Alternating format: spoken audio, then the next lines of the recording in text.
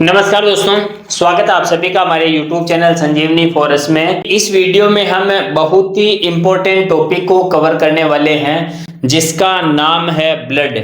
इससे पहले हमने गुणसूत्रों के बारे में बात करी थी। यदि आपने उस वीडियो को नहीं देखा तो उस वीडियो की लिंक मैं आपको डिस्क्रिप्शन में डाल दूंगा। मेडिकल लाइन का बहुत ही इम्पोर्टेंट टॉपिक है। ब्लड से रिलेटिव कई सारी जानकारियां हम सबको ध्यान में रखने की आवश्यकता होती है। तो इस वीडियो में हम ब्लड के बारे में बात करने वाले हैं। ब्लड की परिभाषा अगर बात करें, ठीक है, ब्लड की परिभाषा की बात करें तो हमारे जीवन का आधार है, ठीक है, और यह द्रव्य तरल फॉर्म में रहता है, लिक्विड फॉर्म में रहता है, संयोजी ऊतक है, कनेक्टिव टिश्यू। ऊतकों में आप समझोगे, ऊतकों को देखोगे तो ऊतक अलग अलग प्रकार के होते हैं। यहाँ पर ब्लड संयोजी ऊतक की कैटेगरी में आता है और ये जीवन का आधार है। शरीर में ब्लड वेसल्स के अंदर यानी रक्त नलियों के अंदर बहता है। रक्त नलियों में ब्लड वेसल्स, रक्त नलिकाओं में बहने वाला द्रव्य है जो ऑक्सीजन, कार्बन डाइऑक्साइड व अन्य पोषक तत्वों व विजातीय तत्व परिवहन का कार्य करता है। ऐसा तरल पदार्थ है जो हमारे जीवन का आधार होता है। यह एक संयोजी ऊतक है यानी कनेक्टिव टिश्यू है। इसके अलावा रक्त नलिकाओं में बहने वाला एक ऐसा द्रव्य है, एक ऐसा तरल पदार्थ है जो ऑक्सीजन, कार्बन डाइऑक्साइड व अन्य पोषक तत्वों के साथ साथ विजातीय तत्वों के परिवहन का कार्य करता है। यानी हमारे शरीर की प्रत्येक सेल्स, प्रत्येक ऊतक और प्रत्येक ऑर्गन तक ऑक्सीजन को पहुंचाने का कार्य करता है। प्रत्येक सेल्स, प्रत्येक ऊतक और प्रत्येक ऑर्गन से कार्बन डाइऑक्साइड और वहां से विजातीय तत्वों को वापस लंग्स तक पहुंचाने का कार्य करता है, ठीक है। तो इनके पंपिंग का कार्य हृदय करता है, रक्त की आपूर्ति या फिर सप्लाई कौन करता है? हृदय। रक्त की आपूर्ति और सप्लाई का कार्य हृदय करता है। हृदय के माध्यम से पंपिंग होता हुआ हमारे शरीर में संचरण करता है, यानी ब्लड वेसल्स के माध्यम से हमारे पूरे शरीर में घूमने का कार्य ब्लड करता है और पूरे शरीर से ऑक्सीजन, पोषक तत्व, कार्बन डाइऑक्साइड व अन्य जो विजातीय तत्व होते हैं उनको या तो उनको शरीर से बाहर निकालने का, प्रत्येक ऑर्गन, प्रत्येक अंग, प्रत्येक कोशिकाओं के लिए एक जीवन का आधार है। एक बार के लिए सोचो, यदि आपकी रक्त की आपूर्ति अगर रुक जाती है, किसी भी कारण से यदि आपकी रक्त की आपूर्ति रुक जाती है, आप एक बार के लिए आप यहां से हाथ को या फिर किसी अंगुली को टाइट बांधकर देखना, तो कुछ समय के बाद में आपका वो अंग जो है, जैसे यदि हाथ को आप यहां से टाइट बांधोगे कलाई से, तो जहां पर रक्त की आपूर्ति रुकेगी वो धीरे धीरे धीरे धीरे ब्लैक होने लगेगा, यानी कि वह शरीर का वह अंग धीरे धीरे काम करना बंद कर देगा। तो शरीर के अंग के कार्य करने के लिए सबसे महत्वपूर्ण तत्व क्या है? तो सबसे महत्वपूर्ण तत्व रक्त है। और रक्त के अंदर क्या होता है? रक्त के अंदर होता है हीमोग्लोबिन। पहले वीडियो में बात करी थी हमारे शरीर में हीमोग्लोबिन की मात्रा कितनी होती है और हीमोग्लोबिन के कार्य कौन कौन से हैं, तो इससे रिलेटिव हमने पहले वीडियो में बात कर रखी है। उस वीडियो की लिंक भी मैं डिस्क्रिप्शन में डाल दूंगा, उसको भी आप जाकर देख लेना। तो इस वीडियो, ठीक है, तो रक्त आपूर्ति हृदय से होती है और शरीर के प्रत्येक पोषक तत्व और विजातीय तत्वों को कार्बन डाइऑक्साइड और ऑक्सीजन के परिवहन का कार्य ब्लड करता है। घटक यानी ब्लड के अंदर कौन कौन से तत्व मौजूद रहते हैं? एक तरल पदार्थ है, लेकिन तरल पदार्थ के अंदर भी और कुछ चीजें तो शामिल होगी ना। तरल पदार्थ ऐसा तो है नहीं कि पानी है यदि हम पानी की भी बात करें तो भी उसके अंदर ऑक्सीजन होती है, हाइड्रोजन होती है ना, और उसके अलावा भी कई सारे मिनरल्स होते हैं। तो यदि रक्त की बात आ रही है तो रक्त में भी कई सारे तत्व होंगे। ठीक है, आगे बात करते हैं घटक।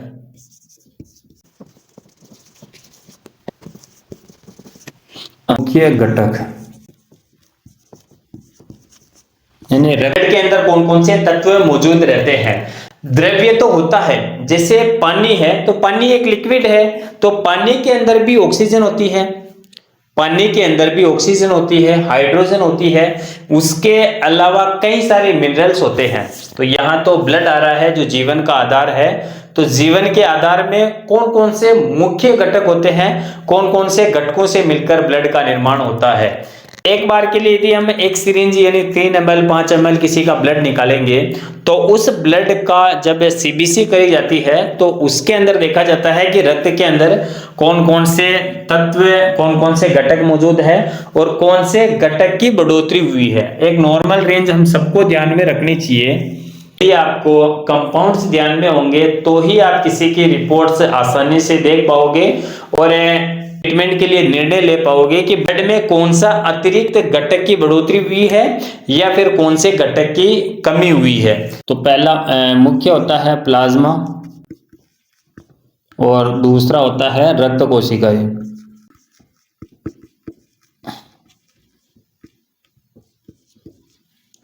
प्लाज्मा होता है 55% और रक्त कोशिकाएं होती है बाकी की 45%, है ना। 55% और 55% में भी 90% पानी होता है। ठीक है, टोटल 55%। प्लाज्मा कितना होता है हमारे शरीर में, यदि एक परख नली में आप ब्लड को भरोगे, ठीक है, यहां तक यदि आप ब्लड को भरोगे तो आधे से इसमें 45% इसमें आरबीसी डब्ल्यूबीसी होगी और बाकी के 55% प्लाज्मा होगा। ठीक है, यानी प्लाज्मा ही तय करेगा कि आपके रक्त की आपूर्ति कितनी गति से होगी। यदि आपका ब्लड गाढ़ा होगा, प्लाज्मा की मात्रा कम होगी तो आपका ब्लड जाड़ा हो जाएगा, गाढ़ा हो जाएगा। और यदि आपका ब्लड गाढ़ा होगा तो वो सप्लाई और उसकी आपूर्ति धीरे धीरे होगी। आपके बॉडी में की मात्रा कम होगी तो आपके ब्लड की आपूर्ति कम होगी और प्लाज्मा को बढ़ाने के लिए ही खून को पतला करने की मेडिसिन दी जाती है। तो आपके प्लाज्मा का 55% रहना अति आवश्यक है। इस 90% पानी के अलावा प्रोटीन होगा, ग्लूकोज, लवण, हार्मोन और कई सारे अपशिष्ट पदार्थ। ठीक है, प्लाज्मा के 55% में 90% पानी होगा और 90% पानी के अलावा बाकी के 10% में ग्लूकोज, खनिज लवण, हार्मोन व कई सारे अपशिष्ट पदार्थ उसके अंदर मौजूद रहेंगे। अब आती है 45% वाले भाग की। ठीक है, ये 45% के अंदर ब्लड कोशिकाएं होती है यानी रक्त कोशिकाएं होती है और ये ब्लड कोशिकाएं जो है वो 3 प्रकार की होती है, आरबीसी, डब्ल्यूबीसी और प्लेटलेट्स।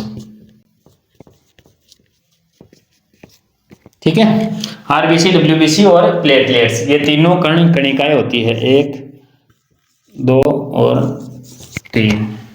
का दूसरा नाम इरिथ्रोसाइट, ल्यूकोसाइट, थ्रोम्बोसाइट्स। ठीक है, रक्त कोशिकाएं 3 प्रकार की होती है, आरबीसी, डब्ल्यूबीसी और प्लेटलेट्स। आरबीसी को इरिथ्रोसाइट्स बोलते हैं, डब्ल्यूबीसी को ल्यूकोसाइट्स बोलते हैं और बाकी जो है इसको थ्रोम्बोसाइट बोला जाता है। इनका काम क्या क्या है? तो आरबीसी का काम है हमारे शरीर में एचबी हीमोग्लोबिन की सप्लाई करना, ऑक्सीजन की सप्लाई करना। एचबी के कारण ही इसका रंग लाल होता है। ठीक है, आरबीसी की संख्या, इस आरबीसी की संख्या 45 लाख से 55 लाख होती है। कौन सा होता है? हमारा ब्लड का रंग लाल होता है और इस आरबीसी के कारण ही हमारे ब्लड का रंग जो है वो लाल होता है। डब्ल्यूबीसी का क्या काम है? तो डब्ल्यूबीसी का काम है रोग प्रतिरोधक क्षमता, यानी हमारे शरीर में तत्वों से लड़ाई करने का काम जो है डब्ल्यूबीसी करती है।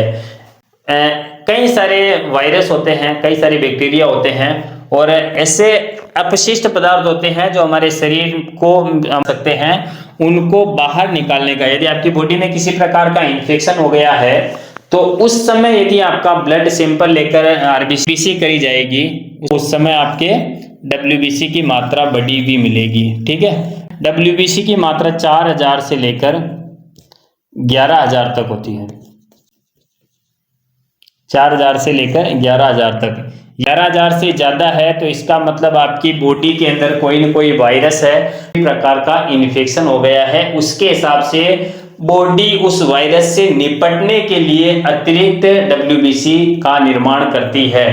डब्ल्यूबीसी यानी व्हाइट ब्लड सेल्स, श्वेत रक्त कणिकाएं। डब्ल्यूबीसी का काम है हमारे शरीर की रोग प्रतिरोधक क्षमता को बढ़ाना। आगे आती है प्लेटलेट्स। प्लेटलेट्स का दूसरा नाम थ्रोम्बोसाइट्स है। जहां इनकी संख्या की बात करी जाए तो 1.5 लाख से लेकर 4.5 लाख तक प्लेटलेट्स की संख्या होती है। यदि किसी भी कारणवश आपकी बॉडी के अंदर की मात्रा कम हो जाती है तो उस समय आप कई सारे वायरल डिजीज की चपेट में आ जाते हो। यदि आपकी बॉडी में प्लेटलेट्स की मात्रा कम है तो आपको डेंगू हो सकता है, मलेरिया हो सकता है और उस समय की जितने भी वायरल डिजीज हैं उनसे आप ग्रसित हो सकते हो। ठीक है, तो इसके लिए बहुत ही जरूरी है कि आपकी बॉडी में, आपके रक्त में प्लेटलेट्स की मात्रा बराबर होनी चाहिए। इसके अलावा भी प्लेटलेट्स जो है रक्त का थक्का बनाने के लिए महत्वपूर्ण भूमिका निभाता है। यदि आपकी स्किन में कई कट लग गया तो थोड़ी देर में आप देखते ही देखते चंद मिनटों के अंदर एक ब्लड की पपड़ी सी बन जाती है। ठीक है, ब्लड की पपड़ी जो बनती है वो ब्लड की पपड़ी प्लेटलेट्स के कारण बनती है। ठीक है, वो ब्लड की पपड़ी प्लेटलेट के कारण बनती है। प्लेटलेट बहुत ही ज्यादा कम है तो रक्त बहने के कारण आपकी डेथ भी हो सकती है। थोड़ा सा कंफ्यूजन है इसमें, आप इसको 4.5 मिलियन से 6 मिलियन तक आरबीसी की मात्रा नोट कर लेना। 4.5 मिलियन से 6 मिलियन तक हमारे बॉडी में, हमारे रक्त में आरबीसी की मात्रा होती है। इसके आगे बात आती है कि आरबीसी का निर्माण कहाँ होता है। आरबीसी इतनी सारी चीजें तो है, तो आरबीसी बनेगी कहाँ? तो आरबीसी का निर्माण होता है बोन मैरो में, अस्थि मज्जा के अंदर आरबीसी का निर्माण होता है। हमारे शरीर में 2 प्रकार की अस्थि मज्जा होती है, एक रेड बोन मैरो और एक होती है येलो बोन मैरो, यानी आरबीएम और वाईबीएम। ठीक है, पीली अस्थि मज्जा और लाल अस्थि मज्जा। ठीक है, ये इसका यदि आप स्क्रीनशॉट लेना चाहो तो स्क्रीनशॉट ले लो। मैंने कई सारे वीडियोस अपलोड कर रखे हैं, आप उन वीडियोस को जाकर देख सकते हो। मैं आपसे निवेदन करूंगा कि हमारे इस चैनल को सब्सक्राइब कर लीजिए, क्योंकि आने वाले समय में हम कई सारे वीडियोस और कई सारी जानकारियां हमारे इस चैनल पर हम अपलोड करेंगे। तो आज की वीडियो में बस इतना ही, मिलते हैं नेक्स्ट वीडियो में, तब तक के लिए जय हिंद, जय श्री राम।